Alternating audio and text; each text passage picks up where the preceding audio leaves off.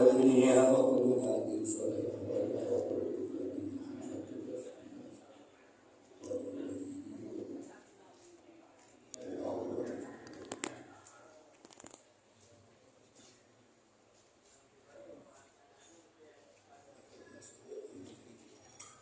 Al-Fatihah.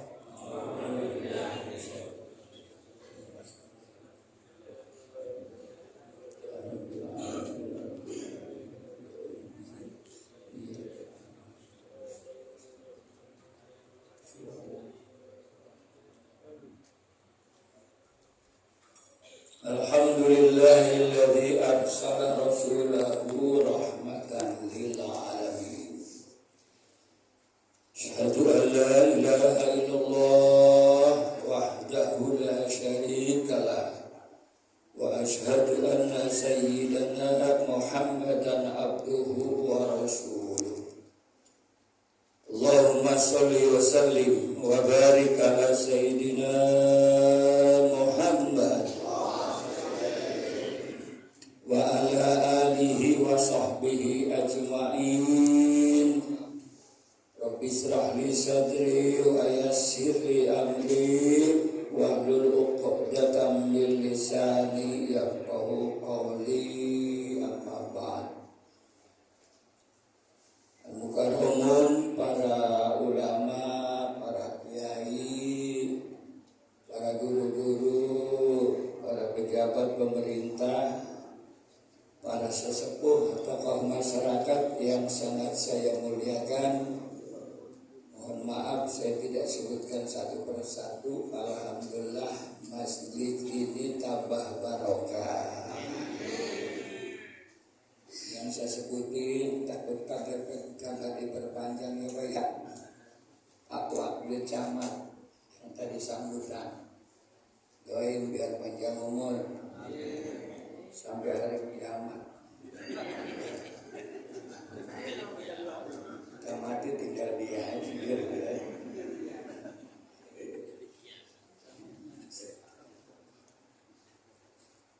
PLT Lurah Jati Padang yang saya hormati, Kasat Polisi, mana Kasat Polisinya? Di luar.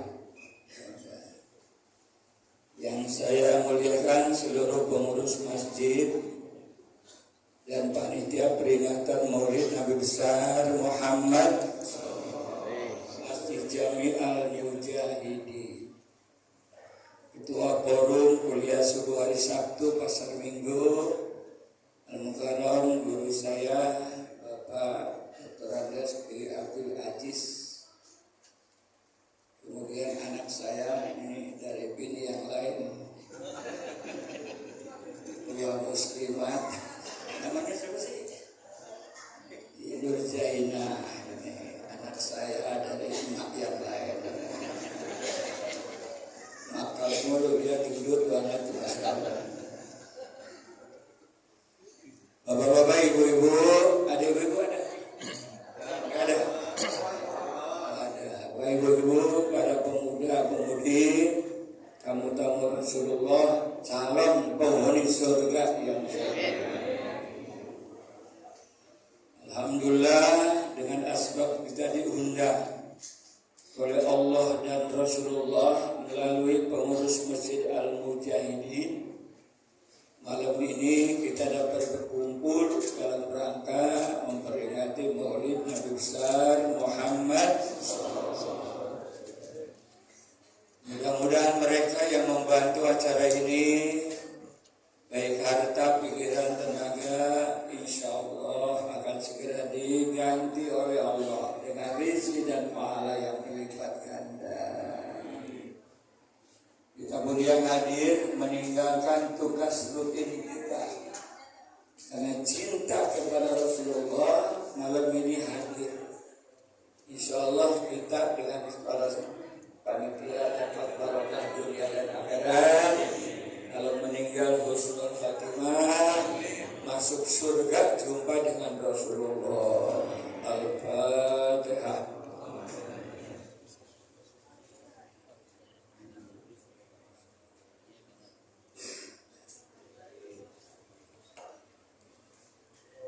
Yang kedua, alhamdulillah saya bisa bersilaturahmi. Saya orang Jeruk Purut ya Pak ya. Ya, karena ada jalan tol, janganlah lewat ke sini jarang. Jadi sehingga berapa tahun nggak pernah nengok ke Jati. Sekali Jati Padang disiksa oleh panitia. Ya Allah, naik turun, insya Allah pahalanya gede, amin. Saya kalau depan istri pura-pura pengkor gitu, istri nggak ada kabur saya gitu. Yang ngajarin siapa? Wakil camat. Kita ngomong cara Betawi aja ya. Betawi aja. Salah satu kemuliaan Nabi kita itu lahir, wafat, hijrah, hari, tanggal dan bulannya sama. Ini salah satu kehebatan. Anak-anak jangan ngobrol nih. Jangan salin anak bapaknya. Makanya kalau bikin aku bismillah dulu. Jangan asal gabru gitu jadinya.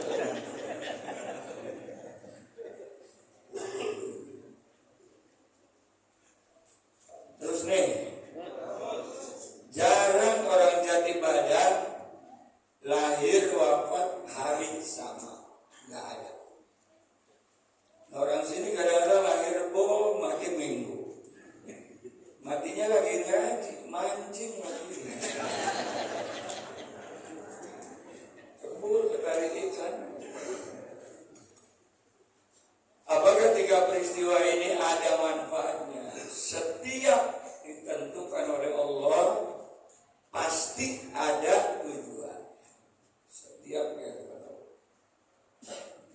termasuk sekarang pertanyaan yang bisa jawab umroh gratis dari pengurus Masjid Al-Fatihah. Apa sebabnya para rasul diutus ke dunia? Ayo jawab. Gratis umroh ini. Ngapain Allah ngutusin para rasul ke alam dunia? Ayo jawab.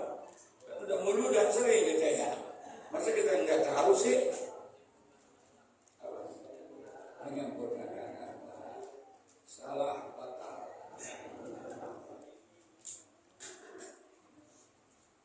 Hadiah umroh fatal. Mengapa Allah mengutus para rasul ke alam dunia? Kan ada rasul, ada nabi ya. Jumlah nabi kan ada 124.000.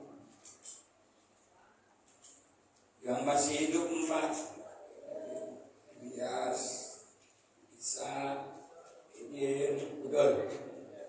Kalau lebih hidup.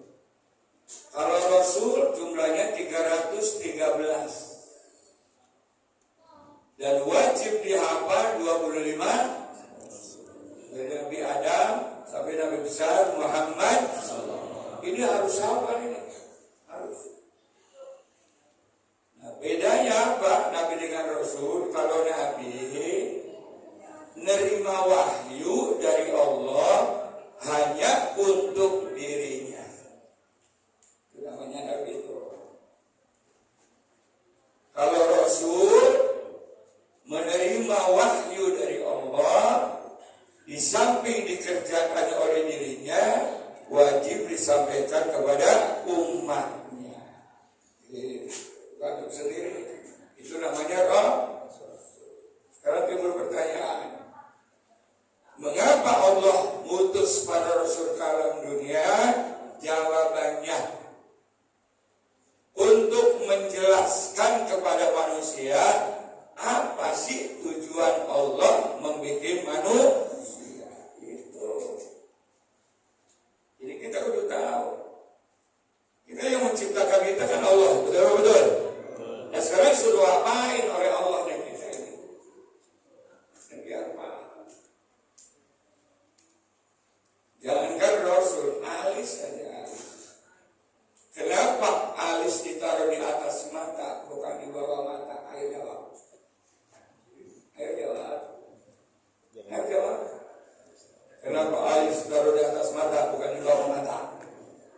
Ngalongin air. Nah kalau alis di bawah mata, bingung ini orang apa telepon. Yang kedua, kalau alis di bawah mata, keringat masuk ke mata sehingga mata kita rusak. Makanya alis ditaruh atas mata supaya keringat dialirkan. Yang jadi masalah nih, Bu Lurah, kenapa perempuan alisnya dicukur?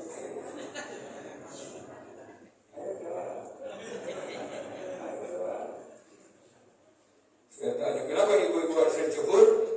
Supaya laki nyimpen duit ketahuan. Begitu katanya.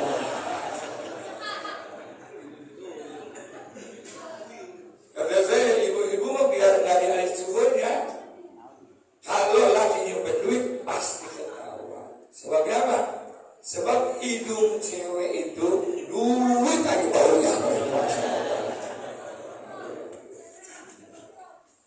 Ya segini aja ya. Mau sampai jam berapa sih biasanya? Jam 12. Ini ketua Dewan Masjidnya saudara.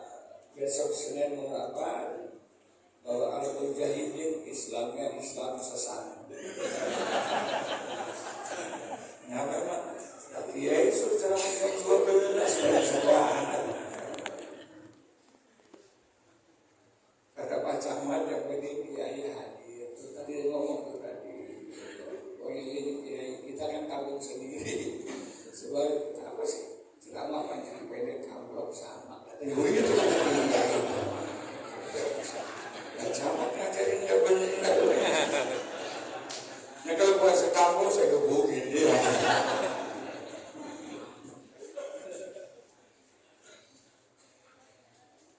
Tugas Allah mengutus para Rasul untuk menyampaikan kepada manusia apa tujuan Allah menciptakan manusia. Ayatnya terkenal. Wa ma khalaqtul jinna wal insa illa liya'budun. Dan tidaklah aku jadikan jin dan manusia melainkan untuk ibadah kepadaku. Tujuan Allah menciptakan manusia itu. Nah sekarang manusia bayang enggak, ngaji enggak, puasa enggak. Pada Allah nyuruh ibadah. Ntar mati ketemu Allah mau ngomong apa?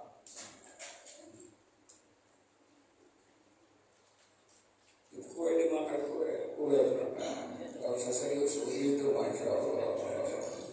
Enakan kamu pada ada pisang, ada kue. Saya mau kiai, air aja kagak ada.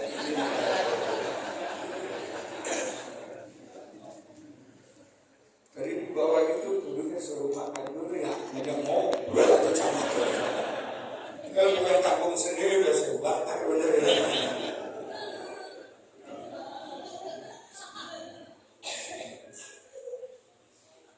Nah supaya manusia sadar ibadah, ada 3-4 program utama yang dilakukan oleh Nabi besar Muhammad. 4 aja, 10 menit selesai. Perubahan yang dibawa oleh Nabi 4 secara garis besar. Yang pertama perubahan keimanan agar manusia percaya kepada La ilaha illallah. Ini yang pertama. Ini yang pertama. Yang dilaksanakan oleh Nabi adalah perubahan yang percaya kepada patung, pada duit, pada batu, agar percaya kepada La ilaha.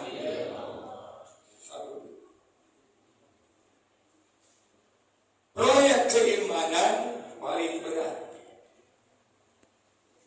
Masa kerja Nabi kita kan hanya 23 tahun. Yang korupsi sadar, yang mabok sadar, yang zina sadar, yang bunuh anak perempuan sadar, yang bentrok sadar. Hanya 23 tahun. Indonesia udah mereka 80 tahun, tambah enak tambah kagak. Bilang aja, gak ada camat tambah kagak enak, udah itu aja utama. Udah nanti penjelasannya saya, ya, tambah brengsek.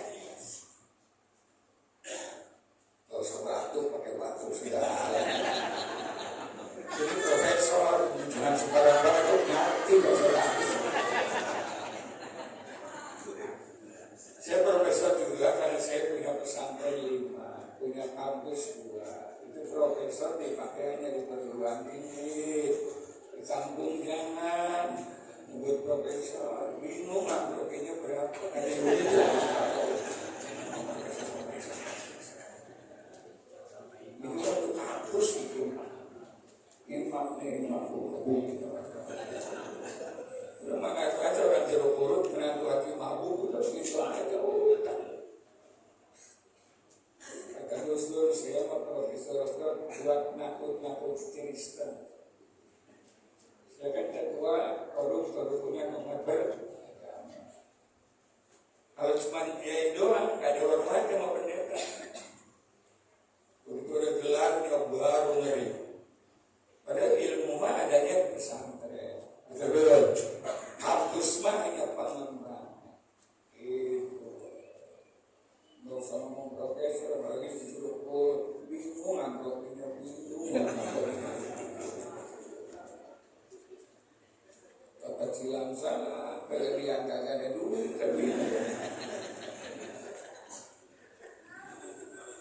udah kita sambung, nggak usah rahasia-rahasia ya. 23 tahun Rasul bertugas, itu 13 tahun di Mekah. 10 tahun di Madinah. Selama 13 tahun di Mekah, 10 tahun Nabi hanya tugasnya satu, memperkenalkan orang Mekah kepada la ilaha illallah. 10 tahun. Sebab merubah karakter orang tua salah. Susahnya luar biasa. Orang tua ini kalau salah, dibenerinya bukan terima kasih, marah. Saya masuk jeruk purut 74, mamang saya jadi imam. Maka kurul jibalu kalinil mampu. Itu. Kata saya, man, bukan mampus, man. Mampus kalah dari dulu, pada ini lain itu pulang, bukan disalahin begitu.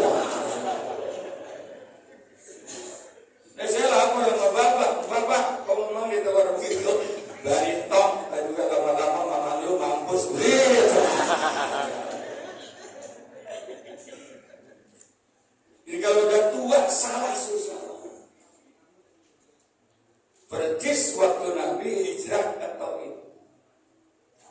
Dilempari batu sampai bercucuran darah, giginya retak, itu membela agama. Malaikat Jibril nggak punya nafsu, ngambek, nggak punya nafsu. Ya Muhammad, maukah aku angkat gunung ini? Aku lempar kepada orang baik, biar mati semua. Nah kalau kita ditawari begitu, mau nggak? Muka modal begini gila betul. Kalau Nabi lain, aku diutus bukan untuk menghancurkan manusia, tapi untuk membawa rahmatan lil langsung kata Allahumma hdi qaumi fa innahum la ya'lamun. Ya Allah, orang Taif yang tua-tua menghina saya, nyakiti saya karena mereka belum tahu siapa aku ini. Aku berharap nanti anak cucunya akan beriman kepada la ilaha illallah. Karakter untuk orang muda nih biar paham. Apalagi orang tua jadul, hati-hati. Saya juga, anak saya itu kan dokter-dokter, profesor ya, ada 5. Saya juga agak goblok. Memang apa? Enggak ngerti handphone, goblok. Tapi turut-turut dia ada depan saya juga tabokin, Masya Allah. Saya kan jujur. ngaji kitab, ngajar mahasiswa, sekitar 30 kitab. Ternyata yang ngatur ini kan Yahudi ya. Lagi ngaji kitab, keluar TikTok. Bebas kalau Korea telanjang, empuk. Jadi terpaksa saya nonton dulu. Setelah diajarin anak-anak itu berjalan.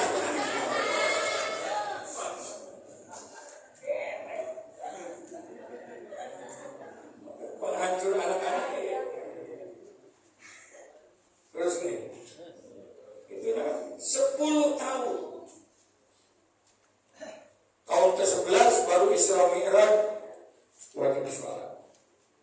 Hijrah ke Madinah dakwah 13 tahun, yang ikut hanya 200 orang. Ya.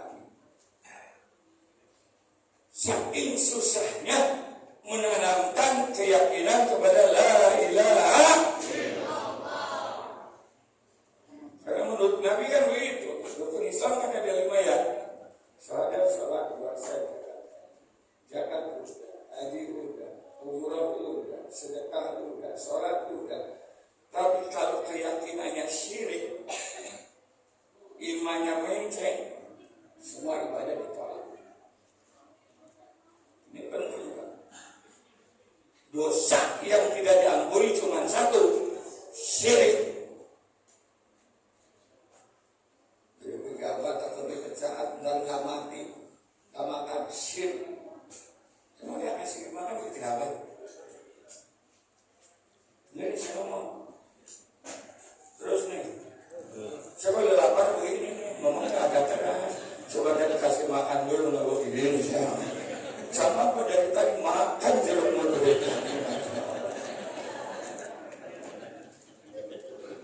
Jadi tetangga, punya tetangga.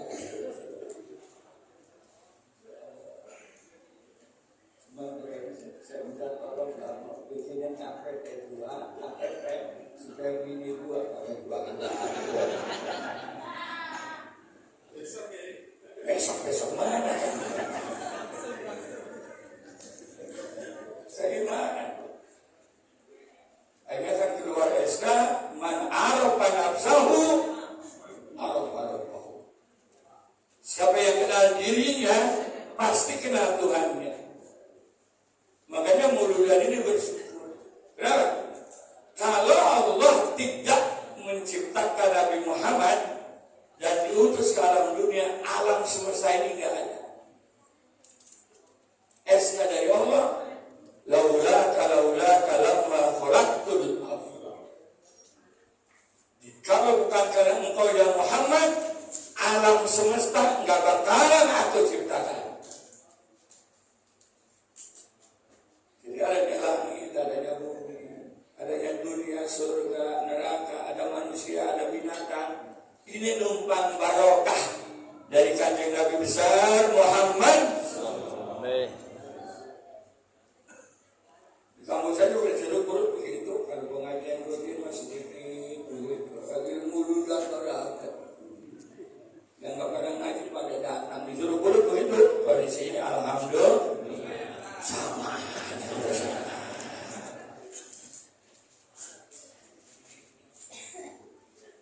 Terus nih,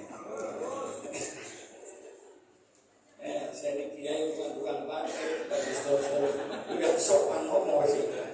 Bukannya kiai kan begitu dong. Terus nih, setelah kiai begitu, dong terus tapi nggak harus.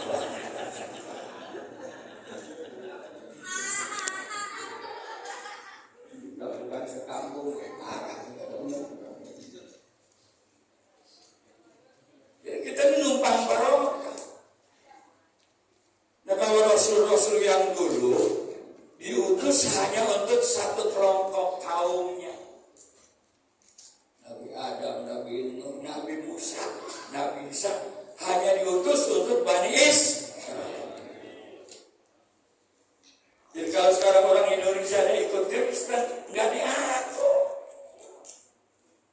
Tapi kalau Nabi besar Muhammad rahmatan lil untuk seluruh alam semesta. Beda.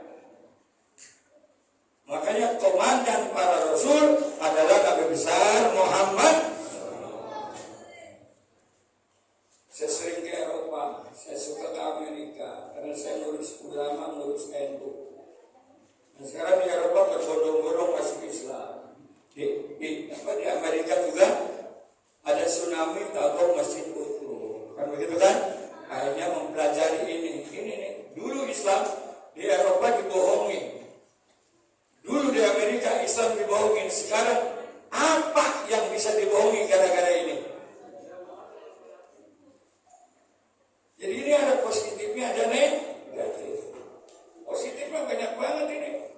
Apa yang ada tafsir di sini? 4 imam ada semua. Apa yang ada di sini sekarang? Hadis Bukhari Muslim ada semua. Tapi yang jelek juga.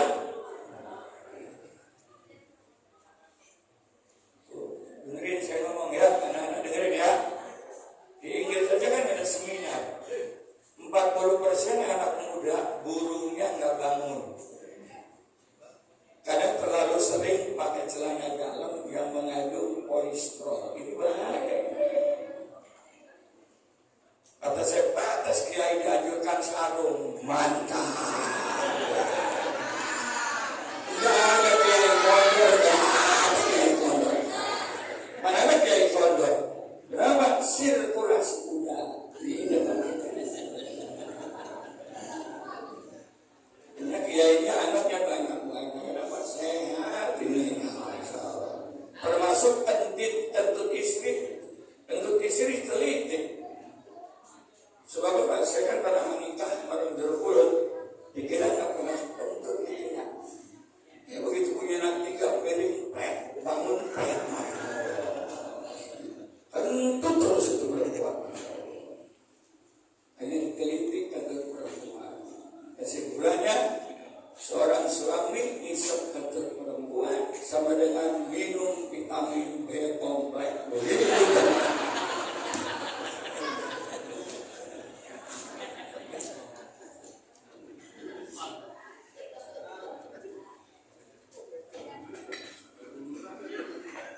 Jadi orang Eropa, orang Amerika masuk Islam berkata ngaji mulu dan bukan melihat kelakuan umat Islam rutinitas dan ada di sini pengetahuan. Tapi ingat kata guru-guru kita, ciri-ciri dekat kiamat Islam bangkit dari barat. Gitu. Udah dekat kiamat ya, udah dekat kiamat. Untung masih mulut ya, amin. Amin. Ini penting. Jadi 10 tahun hanya memperkenalkan siapa kita yang menciptakan kita. Siapa? Kita kan suruh ibadah. Ibadah memerlukan vitamin, makanya Allah bikin petai, bikin jengkol, betul-betul. Bikin padi, bikin ikan, bikin ayam, betul-betul. Dimakan manusia supaya ibadah kuat. Tapi ingat, yang dimakan oleh kita termasuk angin, bukan gratis. Tatkala mati di kuburan akan ditanya. Itu penting. Itu penting. Maaf, saya punya anak dokter 2. Infusan ya. Itu infusan sesudah setengah. Infusan sehari semalam. Sekarang umur 70. Kalau beli angin berapa tadi? Ayo dapat. Itu akan ditanya itu. Emang angin punya siapa emang? Emang tanah punya siapa emang? Emang beras punya siapa?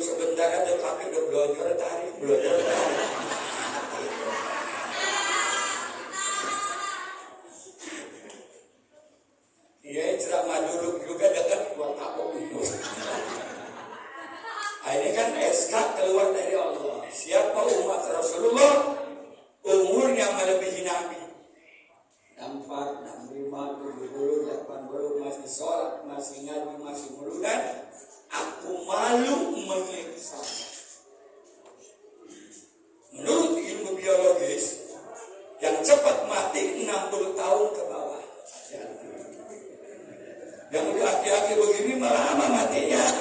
Emang kenapa Israel udah gak nafsu? Kayak kalau mati sak lama matinya. Emang apa? Main cewek udah kagak pantas main cewek. Mabuk udah kagak pantas. Kata Israel itu lepasin aja biarin ini yang 60 tahun ke bawah hati-hati. Kalau saya dari sini ke sini 75, dari sini ke sini 27.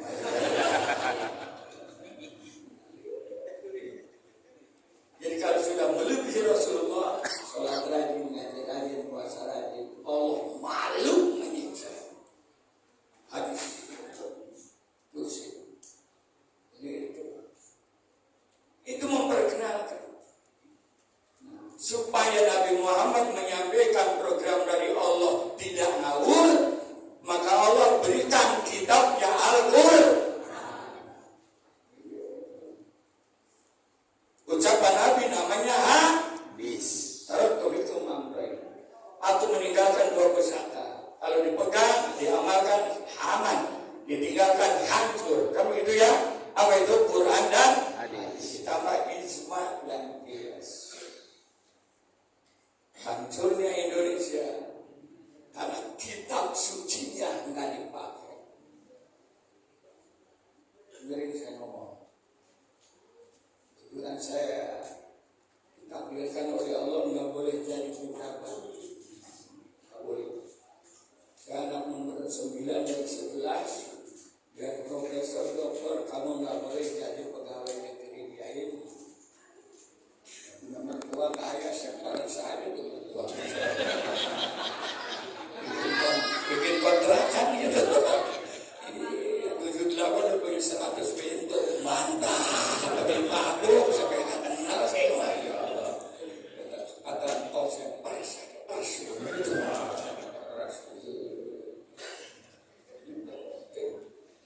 Prabowo kenal lama, karena saya asisten Gus Dur 22 tahun. Paham benar siapa? Paham benar. Apa kitab suci di Indonesia ada 4 PBNU, Pancasila, Bhinneka Tunggal Ika, NKRI, Undang-Undang Dasar 40. Awas, ini kitab suci bangsa. Yang pertama adalah Pancasila. Sila pertama ketuhanan yang maha.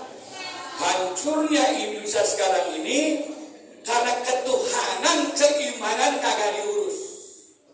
Udah jangan banyak ngomong. Saya ngomong presiden.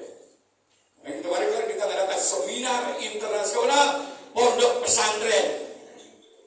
Dialog dengan presiden, baru paham. Mana mungkin sila yang 2, 3, 4, 5 ini akan benar kalau ketuhanannya enggak persis dalam rukun Islam. Mana mungkin diterima sholatnya, zakatnya, hajinya kalau imannya ya sembahyang jidatnya hitam loh, dengkul sampai parah-parah. Kalau punya syirik, no way. Itulah Indonesia. Ngamuk kita. Maaf kata saya punya sejarah dengan Pak Jokowi, ribut tentang masalah undang-undang pondok pesantren. Sebetulnya yang jadi wapres itu bukan Ma'ruf, saya mestinya. Karena beliau orang Islam, saya wakilnya. Cuman saya kan nggak boleh. Rencana kalau saya jadi wakil presiden rencananya. Jadi kiai yang punya pesantren digaji 50 juta. Ya. Kalau punya cabang belum ada bininya, maka bini kedua ditanggung oleh negara. Itu rencananya. Dalam rangka apa? Pemerataan kemiskinan. Sekarang dilanjutkan oleh Pak Prabowo, janda akan disita.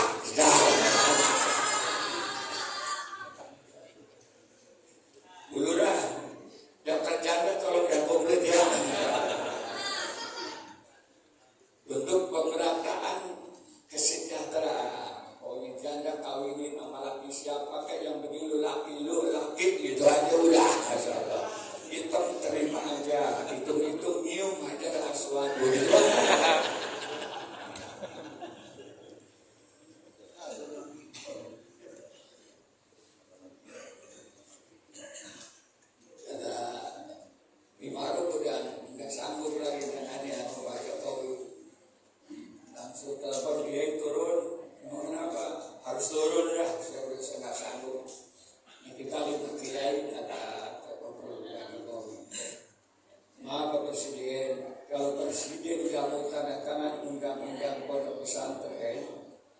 Saya yakin pejabat semua ke neraka semua. Begitu katanya. Gimana Pak? Kapan camat ngajarin info utama 9? Ayo. Kapan lurah ngajar guru itu? Kapan RT ngajar arkanul sholah? Ayo jawab. Ayo jawab. Ya digaji. Ya itu aja.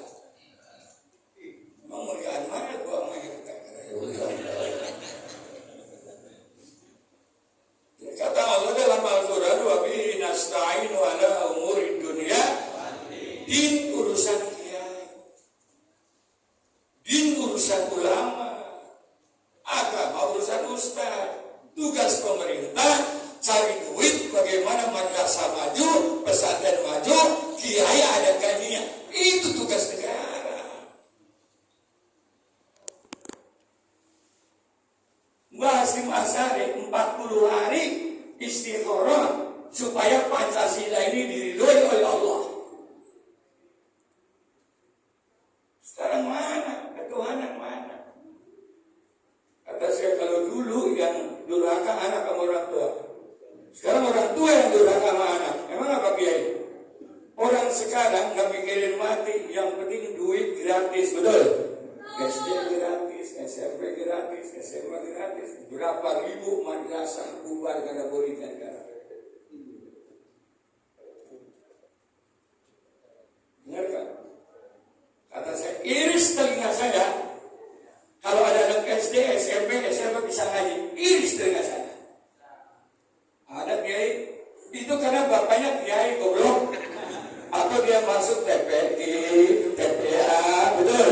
Ngaji, semata-mata sekolah umum, iris telinga saya kalau bisa ngaji. Seminggu cuma 70 menit belajar agama, bisa apa? Mana ketuhanan dibiayain mana? Ini hancurnya. Satu urusan ke pejabat, laut aja dipager laut dipager laut. Coba tadi dikasih makan dulu nggak begini.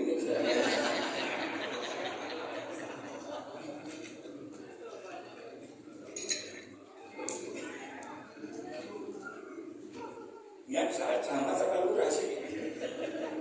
Ya lurah juga undangan sama camat yang Masya Allah. Gak biarin aja camat yang dia apa-apain udah biarin. Udah mulutnya udah bagus udah. Ayo sekarang iris kuping saya. Sedangkan kata Nabi, wasiat warisan orang tua yang paling berharga tatkala mati meninggalkan anak soleh dan punya rumah 10 apa dibawa mati, punya mobil 7 apa dibawa mati. Jadi pejabat paling 10 tahun setelah itu mati apa dibawa. Istri kita waktu pacaran, aku siap saya hidup semati, diajak mati Bapak. Saya kan udah nyiapin kuburan ya. Kata saya, nenek dulu kan kita janji di pesantren saya bersemati, kita mati barengnya. Oh enggak, lagi begitu dari semangat. Itu istri kita, apalagi istri zaman, bayangin. Sendiri-sendiri.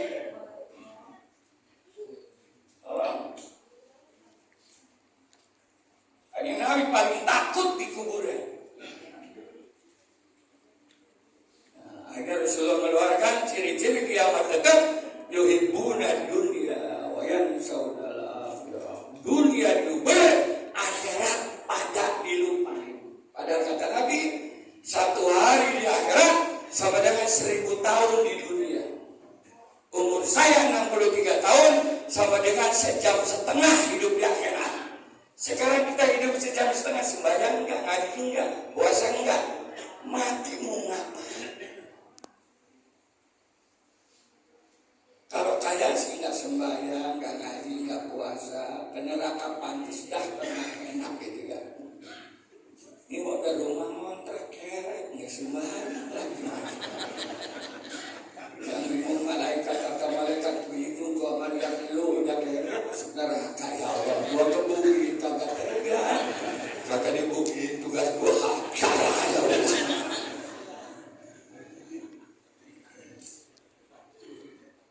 Ini yang harus saya begini ketua masjid.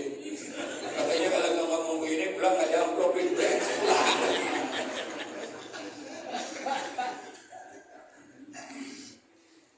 Makanya inti daripada Islam adalah sholat.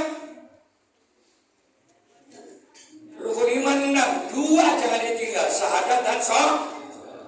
Sholat fleksibel, tidak dipaksakan kalau tidak mampu. Kan begitu kan? Gak bisa diri, duduk, kan begitu kan? Gak bisa duduk, berbaring, betul. Tangan udah gak bisa gini, cukup belum mata. Sakit parah, wajib sholat selama masih ingat duit. Itu Pak. Kalau udah ingat duit gak bisa sholat. Duit udah ingat, mati. Dan yang pertama kali ditanya di akhirat oleh Allah, bukan jabatan, bukan kontrakan, bukan duit, sholat. Kalau lagi ngaji begini kayaknya sadar, ayah-ayahnya itu kayak kalau nonton bola hilang. Simak pentingnya NU, ada Muludan, ada Rajaban, betul. Kalau nggak ada NU, ini kan NU semua ya. Oke, tahu kan mulu. Tahlilan semua kan? Ya NU. Yang nggak tahlilan Muhammadiyah. Tapi jangan disalahin yang Pak Harto aja kan Muhammadiyah. Anti tahlil. Tapi waktu istrinya meninggal, ajudan datang ke PBNU Gus Dur minta 40 kiai untuk nahlilin putih. Karena saya ajudannya panggil dari ada bagus proyek atau begitu.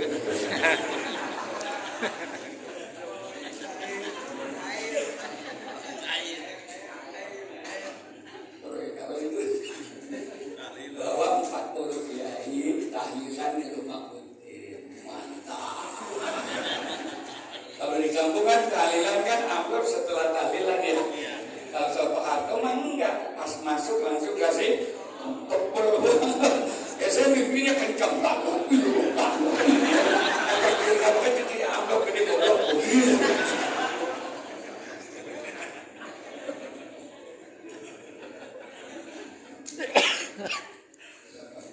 Harga seminggu lah waktu selesai. Pastinya kiai alhamdulillah 40 kiai motor bagus semua. Kata saya Pak Harto kapan matinya?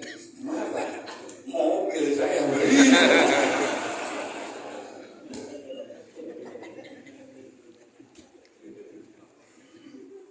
Ya, saya di PBNU di MUI kan singanya nempelin orang nyala-nyalain orang. Ini singanya. Ini singanya ini. Memang kan turunan dari mertua. Mertua kan galak banget ya. Nurunin ke sini ilmunya. Nih, gua ilmunya nih ilmu lo. Tapi lu tulis sadar. Emang apa bah? Sama bini lu takut. Begitu. Pokoknya siapapun yang galak mesti takut. Siapa acuannya? Umar bin Umar diotop dari presiden, rakyatnya kurang mula ini kan, mula orang presiden, ya Allah baru sampai di pintu, Umar lagi cari maki sama bininya presiden, ternyata gangguan doang presiden juga begitu.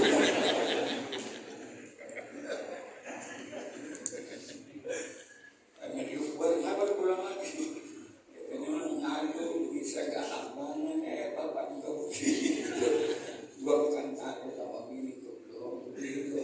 Sebab biar dokter, biar presiden, biar kita. Kalau nggak punya bini goblok.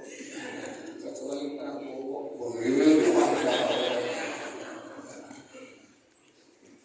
Makanya kita doain Pak Prabowo biar panjang umur ya. Jangan kena santet ya. Kalau Prabowo 2 tahun mati gantinya aku.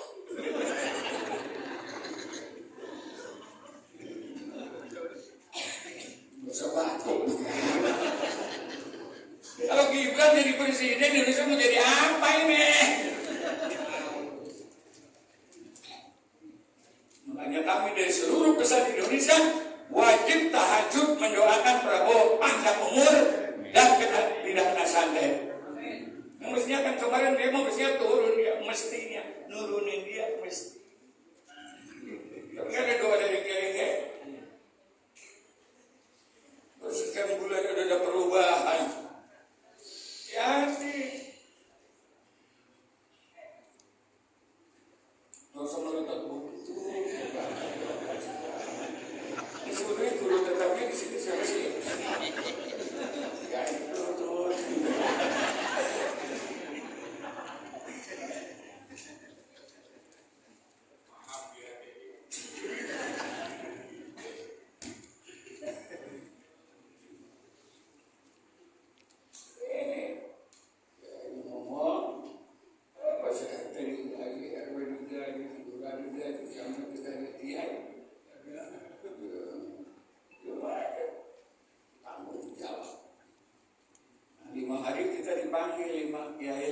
Sejarah ya,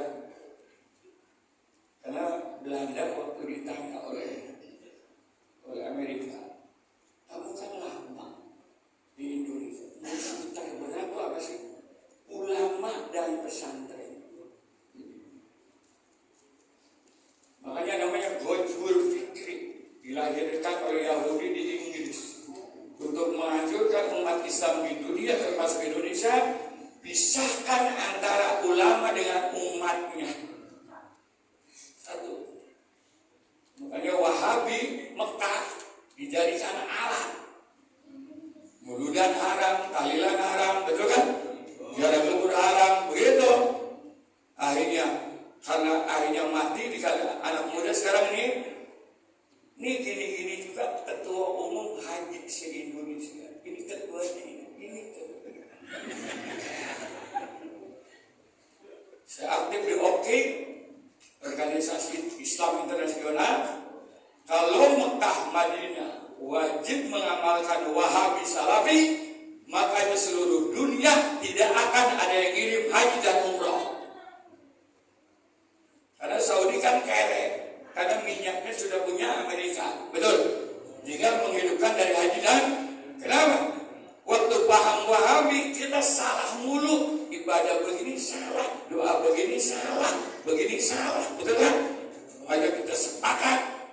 Nah, akhirnya kata putra mahkota, Wahabi Salafi tangkap semua.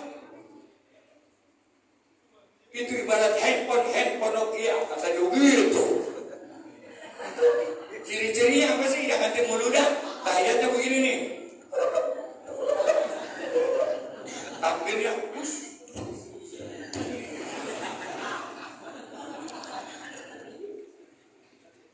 anak-anak dia main, itu dipisahin dulu atau masukin bedung. Bapak-bapak diselingin. Terus nih,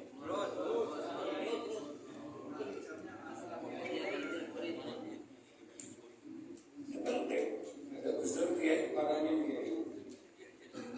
Kalau saya pakai Quran hadis, tabung aja. Ya dokter, saya tabung. Anda dokter. Seorang dokter tidak boleh memutuskan suatu hukum tanpa ada penelitian. Apa sih muludan yang salah? Kata saya. Sekarang apa sih yang dibaca yang salah menurut Allah apa? Dari tahlil, ada tahlil ada? Ada sholawat ada? Ada Quran ada? Rasulullah bersabda, kalau pengen ketemu Allah, baca Quran. sholat. Tapi kalau pengen ngobrol sama Allah, baca Quran. Nggak bakalan kere kalau pagi-pagi hatam Quran sekali aja. Berat ya, ulhu 3 kali. Pahalanya sebagian hatam Quran. Kurang bagaimana coba? Rasulullah membelanya. Makanya orang Amerika sekarang tunduk sama Islam. Bangun tidur, apalagi yang tua-tua begini, jangan langsung jalan, jangan. Duduk dulu 5-10 menit. Kenapa? Kata Nabi, karena roh habis pisah dari jasad kita. Baca La ilaha illallah wahdahu la syarika lahu mulku wa lahu yuhyi wa lahu syai'in subhanallah walhamdulillah wa la ilaha illallah wallahu la haula wa la quwwata illa billahil aliyyil hatam Quran qul huwallahu ahad Allahu samad 3 kali sampai dengan hatam Quran baru ke WC. Mereka nelitinya begitu, neliti kelakuan umat Islam.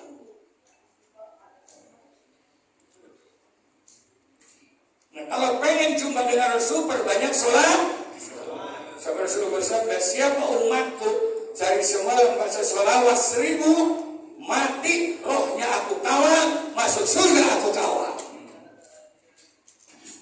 Saking mulianya Rasulullah, Allah saja yang menciptakan Nabi baca sholawat. Allah. Inna Allah wa malaikatahu yusalluna ya ayyuhalladzina amanu shallu alaihi wasallam. Yang menciptakan Nabi kita Allah sholawat sama Nabi kita. Bahkan kalau 1 kali sholawat, yang jawab Allah 10.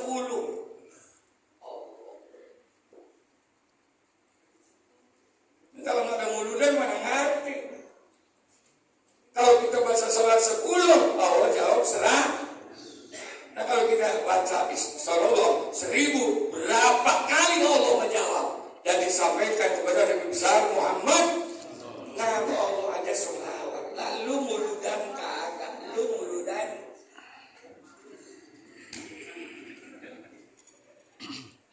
Allah aja sholawat Allah. Kalau pengen barokah datang, kata Nabi, berbanyak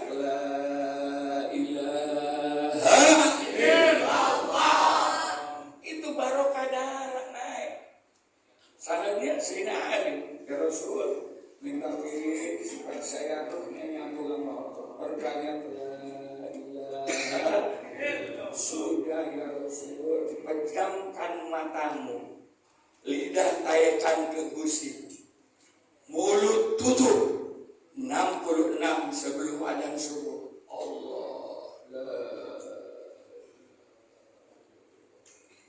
Setan yang masuk melalui aliran darah akan keluar dari kuping-kuping panas. Perhatikan besok.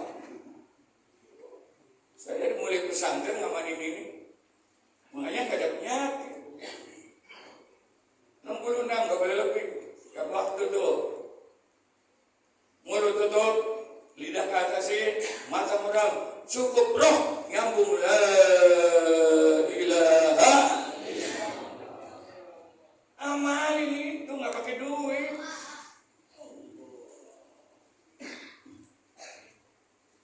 Kelihatannya mukanya kelihatannya nggak punya duit. Kenapa saya nggak punya gaji, punya pesantren 5? Karena jasa dari guru saya boleh diamalin.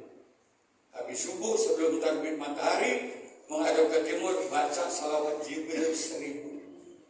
Sebenarnya 12 menit. Kalau 1000 baca sholawat, Allah baca berapa? Jawab berapa? Masya Allah, yang jawab sholawat kita malu sama kita sih. Yang sadar, rezeki dari Allah, umur dari Allah, bakat dari Allah, mati juga urusan. Nah kalau tiap hari 1000 sholawat, yang jawab Allah 1 juta, masih lupa sama kita. Anak bandel, mainnya bacain sholawat 11, yupin ke air, minumin. Bakalan lagi berisiko ini. Apa sih yang luntur oleh sholawat? Doa 7 jam nggak diawali dengan sholawat.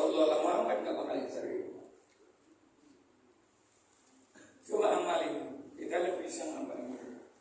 Saya ngomong begini karena kita tetangga, gitu ya. Kalau bukan tetangga bakalan ngomong begini. Nanti kan di akhirat, yuk ceramah ya. Bisa di Padang tetangga Jeruk Purut kita diomongin nggak salawat, diomongin dasar orang yang buat cekek begitu. Ini sebetulnya guru-guru kita juga sama ilmunya sama saya. Cuma kalau guru tetap ngomong begini kan enggak enak. Kalau saya kan orang Jeruk Purut, gebruk-gebruk begini pulang udah saya. Di sini pentingnya undang orang Jeruk Purut untuk ngomong begini orang ini.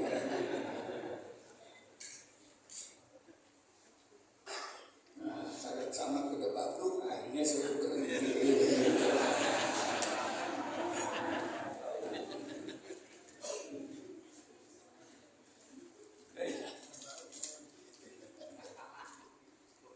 Saya 5 hari dipanggil oleh Pak Jokowi, ada masukan pentingnya pesantren ke rumah terutama di dunia. Di dunia itu ada lembaga pendidikan namanya UNESCO.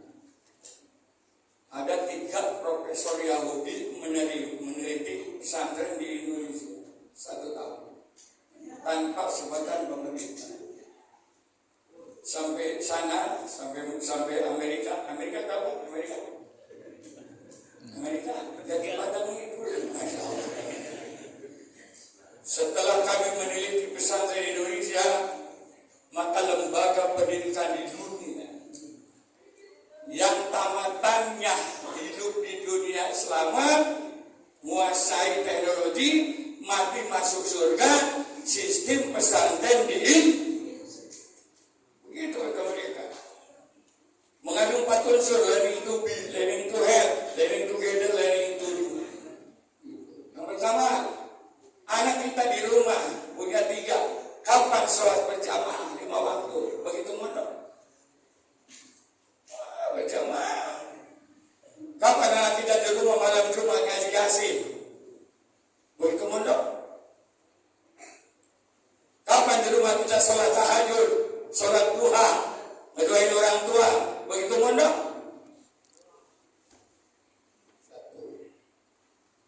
Yang kedua di pesantren ada sekolah, ada SD, SMP, SMA, ada Ibtidaiyah, Sanawiyah, Aliyah, bahasa Inggris pintar, Quran pintar, hadis pintar, matematik pintar, biologi pintar, komputer pintar. Apa yang tidak ada di pesantren? Apa yang tidak ada? Saya punya anak laki 5, 4 luar negeri semua. Pulang jurusan tafsir aja, hadis aja, fikih aja. Tapi di pesantren Indonesia, apa yang tidak ada?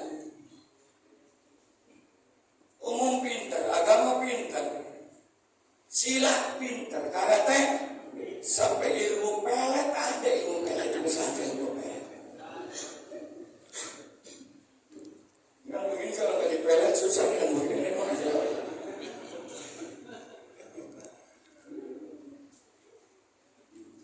Kata guru saya kalau punya istri galak biar nurut, kasih undur gitu. Sekarang jadi undur susah. Saya kasih undur tambah galak. Kata guru saya berapa? 12, 9, goblok begitu. Jadi bagaimana ini guru? Ya udah ketelan, nggak bisa dikeluarin lagi begitu katanya. Jadi kalau punya galak undur aja, galak mundur lagi. Apa yang tidak ada? Dan yang keempat, ini yang penting, mewakili orang tua yang tidak ngerti agama, atau bapaknya kiai kalau mendidik anak sendiri kurang sabar kayak saya. Saya punya anak 8, nggak ada tempat SD di sini. Naik kelas 5 mondok, berapa? Saya kebugil. Ngomong sama emaknya mondok lagi, wah bapak galak begitu. Tapi kalau ngajar anak orang, sabar. Yang kewajiban ngajar anak itu sebetulnya ibu, bukan bapak. 70% tugas ibu, 2% tugas bapak. Tugas apa? Nyari duit. Tugas ibu 70% mendidik. Makanya kalau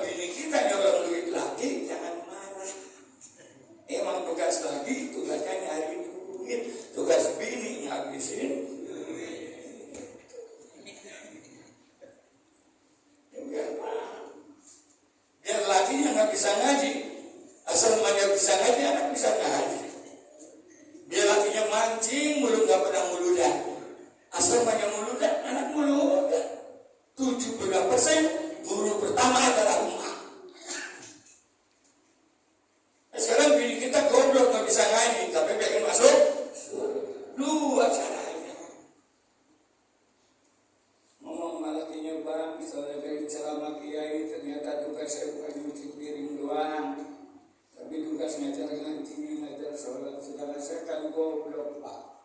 Ini aja pak, supaya kita masuk surga, saya izinkan bapak kawin lagi bu.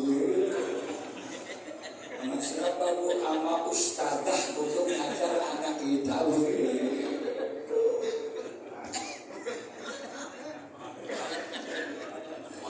Mantap.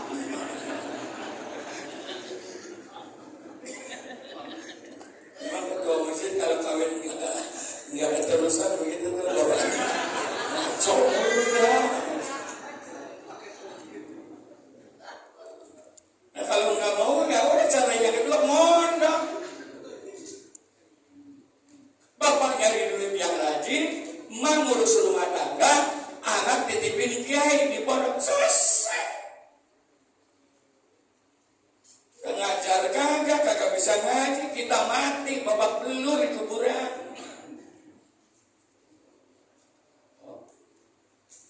Kalau ngaji ini hanya sadar buat mampu.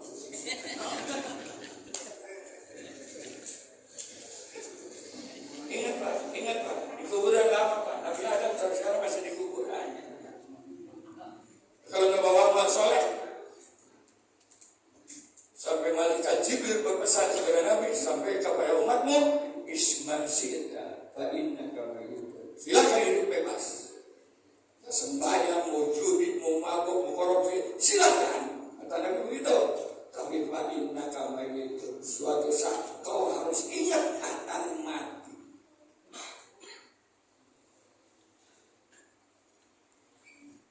Orang berani mati, orang takut mati juga mati. Yang takuti kalau mati kata Nabi. Yang kita takuti di kuburan sendiri.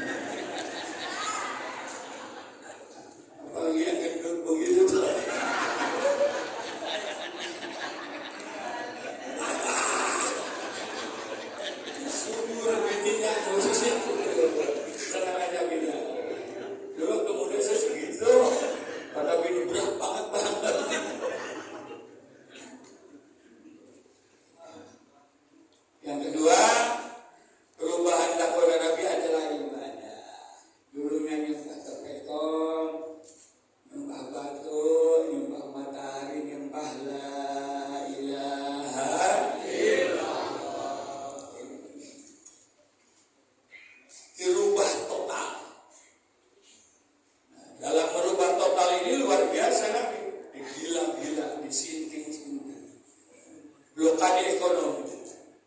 Kenapa Nabi kok begitu ujian tantangan besar tawa? Jawab Nabi, siapa yang didik aku? Yang didik aku adabani rabbi wa ahsana ta'lim. Yang mendidik saya langsung adalah la ilaha illallah. Bagaimana cara Allah mendidik Nabi? Kok gedenya hebat, waktu kecil tidak pernah merasa enak. Waktu kecil lahir udah gak punya ayah, 6 tahun udah gak ada. Manusia paling mulia, tidak ada dunia tanpa Nabi Muhammad. 6 tahun sudah yatim.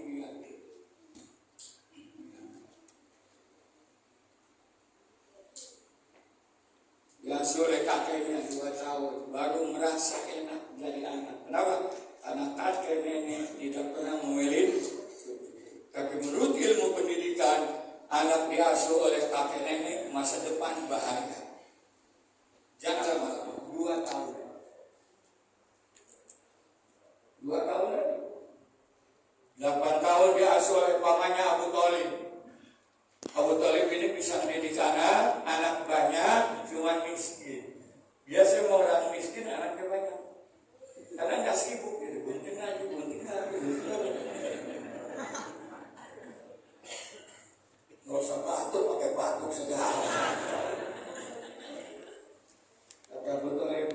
sini sayang, kau tinggal dengan paman, mandi dengan abangmu, tidur dengan abangmu, tapi tolong Muhammad, paman ini miskin, makan cari sendiri. Lihat, sirona bapak.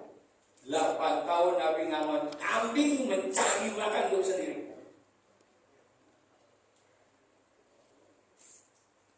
Bahkan satu riwayat, Nabi yang paling mulia nunggu duduk depan pintu, nunggu sisa makanan dari saudara-saudaranya. Jarang yang nerangin begini, jarang. Biar paham ya. Pokoknya kalau pengen punya anak susu kayak Nabi, mulai besok gebukin pagi-pagi.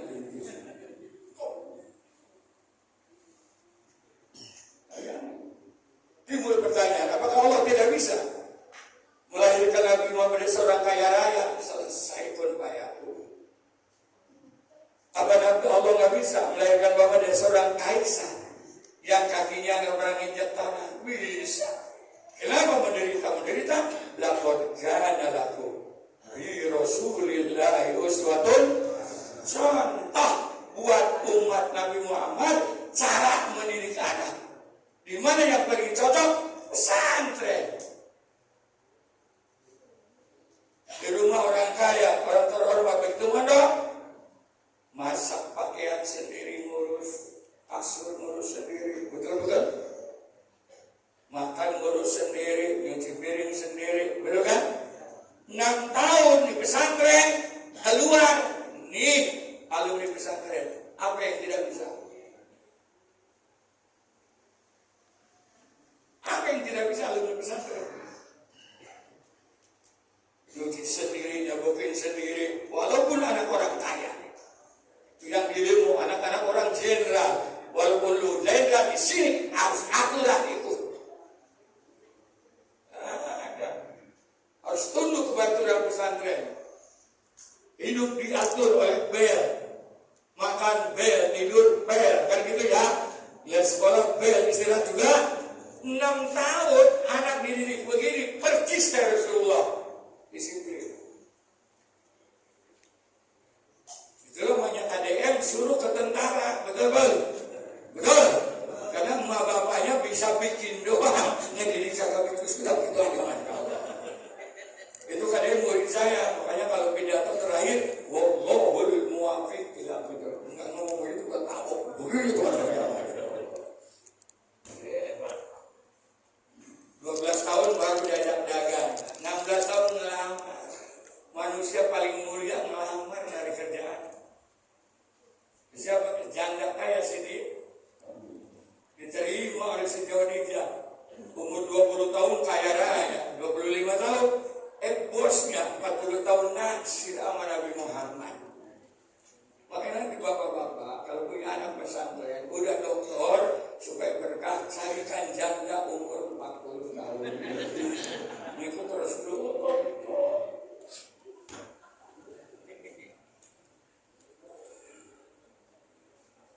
Itulah cara mendidik anak. Jadi itulah perubahan ibadah kepada la ilaha. Yang kedua ibadah ada 2. Ada ibadah madhah, ibadah ghairu madhah. Yang pokok sholat, puasa, zakat. Sholat yang paling bagus mana? Sholat berjamaah. Apalagi subuh. Man sholat subuh ma'al jamaah ka sholatil lail kullu. Karena berkah sudah datang, berarti saya turun gitu.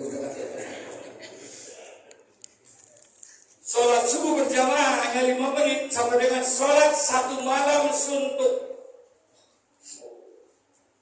10 kemuliaan sholat subuh berjamaah. Yang pertama, dijamin tidak akan miskin. Tunjukkan kepada saya. Orang yang rajin sholat subuh berjamaah hidupnya melarat. Tunjukkan kepada saya. Yang kedua, nyebrang siratal mustaqim miliaran tahun di bawah neraka, sedangkan siratal mustaqim rambut dibelah tuh. Tapi karena sembahyang jamaah subuh terus, kalbarqil khatib, seperti kilat yang menyambar. Kata malaikat, amalukum, amal apa yang terjadi orang mana? Abunan, apa yang subuh di kamar goblok. Kalau seandainya umat mengetahui betapa hebatnya sholat subuh berjamaah, mereka akan datang walau habwan, walaupun kencing manis, lumpuh, darah tinggi, setruk, mereka akan ngesot datang ke masjid. Kedua SK dari Nabi, la sholat li jaril masjid illa bil masjid. Tidak diterima sholat umatku rumah dekat masjid tapi dia datang ke masjid. Baik. Kalau sahabat Nabi umat dulu buta, ya Rasul, saya kalau subuh jauh rumah nggak ada yang ngantar, saya di rumah aja ya. Tapi ada yang ngedengar, kawan ngedengar. Walaupun jauh dan buta, kalau ada yang ngedengar wajib datang. Makanya besok dan pelan aja kalau pelan ya, jangan dikencengin. Insya Allah mu'adinnya sampai gelemik hari itu.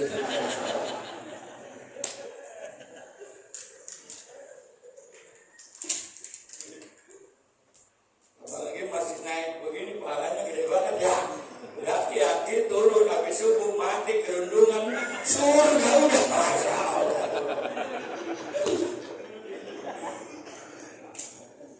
Nah ditanya kalau turun sini mati enggak. Naik aja kong besok naik aja kong. Sampai Nabi mengeluarkan SK Rok'atal fajr khair minad dunya. Sebelum subuh 2 rakaat lebih mulia daripada isi dunia dan akhirat. 1 triliun uang di sisi Allah kalah 2 rakaat sebelum subuh. Apalagi yang udah tua-tua jangan pulang dulu, nunggu tengah hari terbit ya.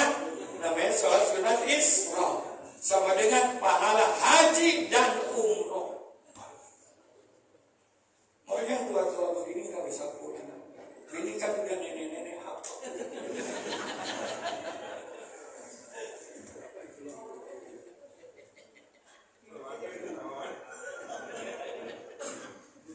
Terakhir, ya laki-laki buru-buru pulang ngapain? Udah nenek-nenek begitu ya. Mendingan dia bersini. Ya Allah, pokoknya kalau udah tua, kalau ada pengajian jangan sampai nggak datang. Ini cengar-cengir begini kata Nabi, sama dengan pahalanya sholat 1000 rakaat sholat sunnah. Nggak usah diaminin, pasti goblok.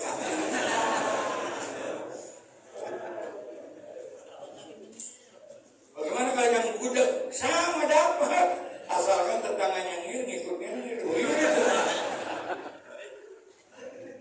Bahkan Nabi bersabda, wahai para sahabat, kalau kalian sedang bepergian, ada taman surga, gabung ya ke taman surga. Apa taman surga? Rasul, majlis dzikir, majlis taklim, ada raudhah min riyadil. Saya ngomong sama Bapak Presiden, kalau tidak ada Islam ahli sunnah wal jamaah, udah lama Indonesia hancur. Mana dalinya? Ad-dunya mal'un wa mal'unun fiha illa dzikrullah. Udah lama sebetulnya Indonesia ini akan hancurkan sehancur-hancurnya.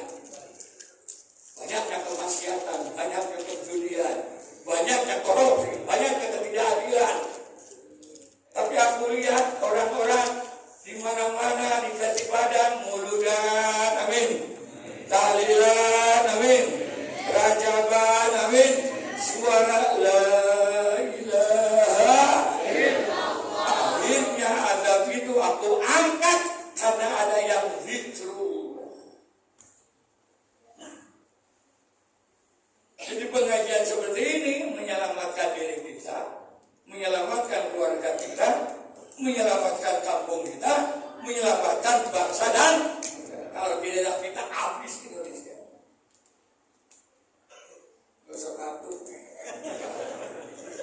Tinggal ngomong ya udah kiai sampai begitu mas.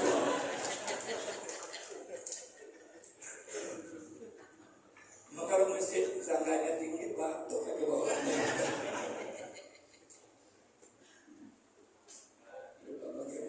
Jadi RT ibadah, jadi lurah ibadah, jadi RW juga ibadah, jadi presiden ibadah. Asal jangan korupsi, betul?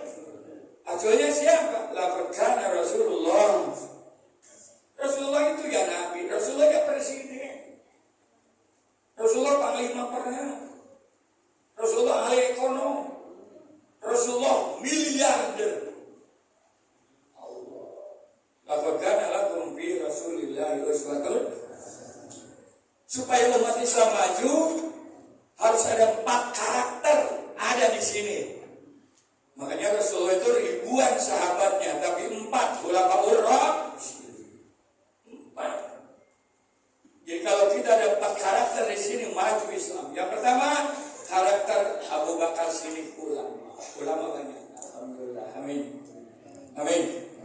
Yang kedua Umar bin Khattab, birokrat, presiden, bupati, camat.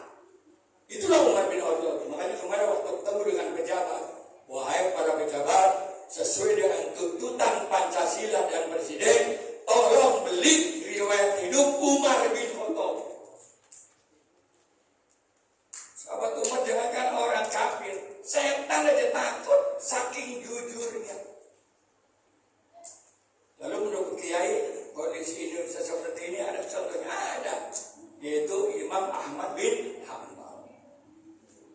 Waktu kacau tuh, rapat, Ahmad bin Hanbal ngomong, kalau negara aman, amin, amin, maka seluruh kekayaan pejabat jual, berikan kepada rakyat, selesai. Ini mengerampas. Korupsi aja susah banget DPR. Kita banyak ngomong.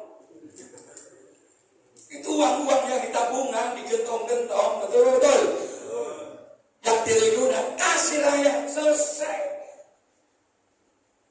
Kata Prabowo benar juga. Rampas. DPR nggak setuju, kepres. Kita menemukan model begini disuruh kere, kenapa? Supaya pilpres dikasih 300 goyang. Ini muka-muka begini. Udah jangan cengah-cengah buat tabok gitu. Emang kenapa? Presiden itu berseluruh rakyat, camat berseluruh rakyat, lurah berseluruh rakyat, bupati berseluruh. Makanya camat kades datang di sini, orang merasa berrakyat. Tapi ini kan di luar jam kerja. Tolong kasih amplop sama berkah. Ini kan di luar jam kerja. Tolong pikirin amplop sama berkat ya. Kerjanya kan jam 8 sampai jam berapa?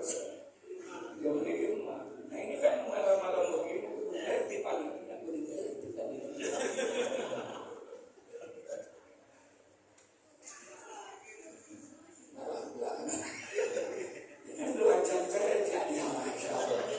So kalau wakil camat pulang apa berkat dicurigai sama bininya, selingkuh ya. Kalau ada berkat mandi gitu. Dan terakhir,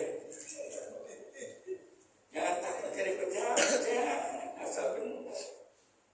Tidak cukup pada ulama, tidak cukup satu lagi, Utsman bin Affan. Makanya kata saya Indonesia ini negara aneh, memang ya. Orang Singapura yang kaya Singapura, orang India yang kaya India, orang Arab yang kaya orang, nah Indonesia yang kaya Cina. Rumah Prabowo, yes, 280 juta diatur 9 Cina. Negara model apa kata saya? Direktur Ramayana, cengkrong. Direktur Matahari, maling siang. Direktur Jogja, cebok. Direktur Matahari, liang tai bahu. Satpamnya Samsuri, Abdul Rahman, cewek Abdul Rozak.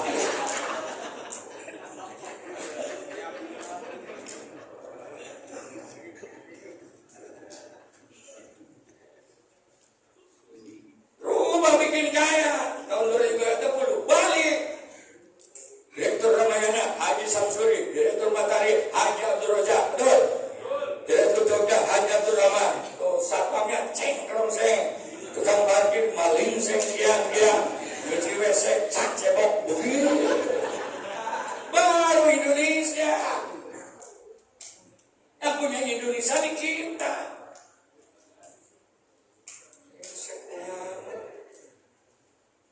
Laut di mana? Coba tadi kasih makan dulu nggak begini bangsa. Yang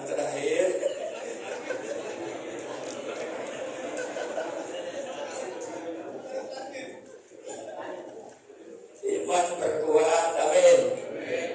Terutama anak-anak kita, sebab subhatul yaum rijalun. Kampung sini 30 tahun yang akan datang, lihat anak mudanya sekarang. Kalau anak mudanya parawisan, anak mudanya rajin talim, betul. Anak mudanya orang tua hormat, 30 tahun datang berkah kampung ini. Tapi kalau anaknya pada mabok, pada tawuran, apa yang terjadi 30 tahun yang datang? Nah, saya ngomong sama Pak Jokowi begitu. Iris kuping saya, kalau ada pesantren tawuran, siapa yang tawuran? Siapa yang bikin macam-macam? Saya juga ngomong sama menteri, orang Islam kayak kita, demo wajib. Kondisi seperti ini adalah demo wajib. Tapi demonya kita bukan demo ke Monas, bukan demo bakarin Kapolsek, tapi demonya tahajud, doa selama-lamanya waktu sujud. Itulah demo orang ahli sunnah wal jamaah. Kalau sholat yang wajib, sujud jangan lama-lama. Tapi kalau sholat sunnah, 2 jam boleh. Asal jangan ada kalimat satu kata pun keluar. Apa kita tahajud? Tidak akan ditolak umat Rasulullah waktu doa sambil sujud. Ya Allah, ya Rabbi, mudah-mudahan yang korupsi pada sadar, ya Allah. Begitu. Pada brengsek pada sadar, ya Allah. Begitu lagi sujud tuh. Yang korupsi pada taubat, ya Allah. Kalau didoakan nggak taubat juga, ya Allah. Allah, mati ini besok semuanya.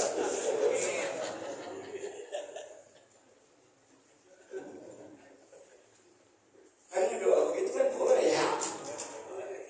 Apalagi kita yang didolimi, rakyat nih didolimi.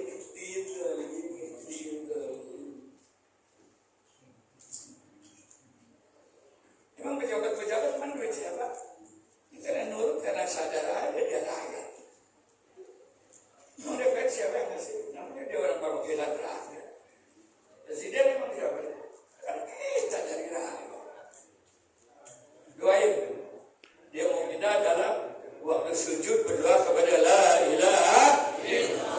Dan yang paling penting, jangan pecah belah umat Islam. Nauzubillahi harus kompak seperti sholat berjamaah. Segini aja kesimpulan ceramah saya. Perubahan yang dilakukan oleh Nabi yang pertama, keimanan kepada la ilaha illallah.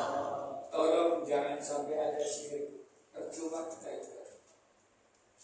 Yang kedua, perubahan ibadah kepada la ilaha illallah. Yang ketiga, sosial, politik. Tadi jadi sudah ada Abu Bakar, sudah ada Umar, sudah ada Utsman. Satu lagi, anak muda, Sayyidina Ali. Apa itu anak muda? Anak Madinatul Ilmi wa alimin kabuha. Saya muda ilmu, kuncinya Ali. Apa artinya? Anak-anak kita tolong iman takwanya perkuat, ilmu umumnya perkuat. Siap atau siap kita akan mati, dia akan ganti anak kita. Yang terakhir, kita ini akan mati. Alhamdulillah.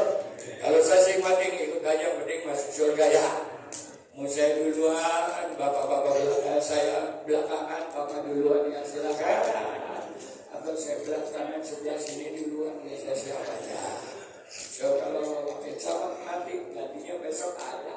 Lurah mati, besok ada. Kiai mati. Jangan banyak ngomong. Saya punya anak banyak juga belum tentu kayak bapaknya, belum tentu. Punya doain ya. Kalau camat begini mati, gantinya besok ada. Tapi kayak